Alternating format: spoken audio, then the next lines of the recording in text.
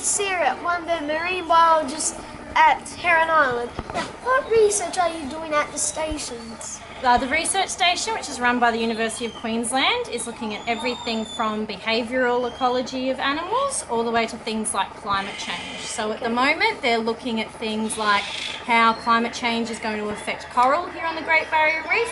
They're looking at certain projects like trying to figure out what turtle hatchlings eat when they first enter the ocean, because at the moment we don't have any idea. Most of the first years of turtle hatchlings are mystery. Is that correct? So we refer to the first maybe 15 years or so of a turtle's life as the lost years, because we don't know where they're going, who they're hanging out with and what they're eating. So a lot of people at the research station are trying to fill those gaps. Has there been any discoveries made by the research stations? In the last 5 years, the research station has published about just over 200 referred scientific articles. So that's research that's been conducted over at the station, that's been published, and then it's gone off into the scientific community. What other endangered species are there on Heron Island, such as the hawksbill, loggerhead, green turtle, and the endangered trees? Yep, so here on Heron Island, we're a national park on land and we're a marine park in the water. So it's a really great protected habitat for animals that live on land and in the water, and our plants as well. So our green turtles and loggerheads nest here. The green turtle is listed as vulnerable and the loggerhead is endangered. So we provide a nice safe habitat for them to nest. We also have the Personia grandis tree which grows here, which is an endangered tree, and about 75% of the world's Personia trees grow on the islands around here. We've also got some really cool things like the only endemic bird to the Great Barrier Reef. So endemic means it can only live here, nowhere else, and that's the Capricorn silvereye, and it's restricted to these islands. So it can't live in captivity? No, well it's a wild species that came over from the mainland, and the birds that once they came here and there weren't any predators, they started to change their behaviour a bit. So now when the birds come over from the mainland, the birds here don't want to mate with them, so they're slowly becoming their own species. Yes.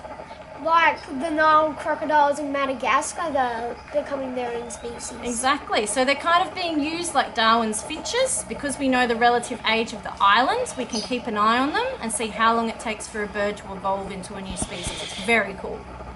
So how long has Heron Island been a national park / marine park? So the national park was declared on September 11 back in 1943. So this year in September it's going to mark 71 years that this has been a protected park.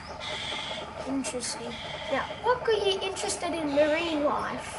When I was 9 years old, I saw a movie called Free Willy. Oh, yes, yeah, the original one. The original one, the classic. And I saw that and I asked, who gets to work with those animals? And I wanted to work with animals out in the wild, and my dad said that's a marine biologist. So ever since I was a little kid, that's what I wanted to do. And now I get to work in a tropical paradise with wild animals out in their natural habitat every day. I call it a tropical paradise. It is a tropical paradise, isn't it? It's awesome. I'm very lucky to be here, and I'm very lucky that I get to meet awesome people like you who want to come here and learn about this incredible habitat and all the cool animals we have. What's your favourite animal here? It changes every day. Just like my nan. Yeah, exactly. When I first came, I really wanted to see the sharks because I've never lived anywhere where I could see sharks before. Is there a particular species? Every time I go for a swim, I pick a new one. So I think at the moment it might be white tips, but tomorrow it might be lemons. It'll change. At the moment, I love the white-capped noddies because I've been watching a lot of their chicks lately, and I think they're really cute.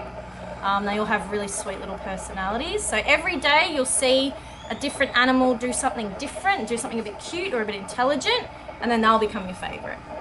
Do you find it hard to do your work and not look outside? Luckily, most of my work involves walking people around and pointing stuff out, but sometimes like you might be on a bird walk and then you'll see an eagle ray jump into the air, and luckily everyone else gets excited with you. So you just stop talking about the birds for a second and you just freak out over the ray, and then you kind of have to go back to the birds. Yeah. Well, it's been great talking to you. You too, Patsy. It's been a pleasure meeting you. Thank you. You're welcome. Awesome.